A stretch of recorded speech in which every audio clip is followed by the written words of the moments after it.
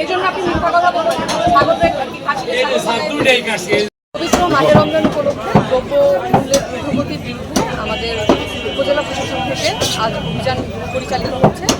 অভিযানে আমরা আজকে সকালে এসেছি মাংস বাজারে দেখা যাচ্ছিল যে প্রত্যেকটা ব্রয়লার মুরগির কেজিতে 10 টাকা করে বেশি রাখছিল, 190 টাকা করে লিখে রেখেছে 190 টাকা, কিন্তু বিক্রি করছিল 200 টাকা করে।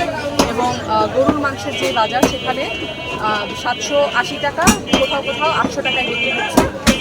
এরকম অভিযোগ পেয়ে আমরা আজকে সরেজমিনে যাচাই করতে আসি এবং সরেজমিনে অভিযোগের সত্যতা পেয়ে আমরা এখানে মাংসের যারা দোকানি আছে এবং ব্রয়লার মুরগির দোকানি আছে তাদেরকে আমরা জরিমানা করেছি এবং একটি ছাগল বা খাসির যে মাংস বিক্রেতা তাকেও জরিমানা করেছি, কারণ তিনি খাসি এবং ছাগল দুই রেট থাকা সত্ত্বেও 1100 টাকা কেজি এবং 1200 টাকা কেজি তারা বর্তমানে বিক্রি করা সত্ত্বেও তারা দুইটাকেই একটা ছাগল বলে বিক্রি করছে এবং 1200 টাকা করে রাখছে। সেক্ষেত্রে ভোক্তা প্রতারিত হচ্ছে। ভোক্তা অধিকার সংরক্ষণ আইনের আওতায় তাদেরকেও আমরা জরিমানার আওতায় অভিযান চলমান থাকবে এবং কাঁচা বাজার থেকে শুরু করে পেঁয়াজ এবং তেলের বাজার আমরা সেখানে অভিযান পরিচালিত করব এবং সকাল থেকে এগুলো আমাদের মনিটরিংয়ে ছিল।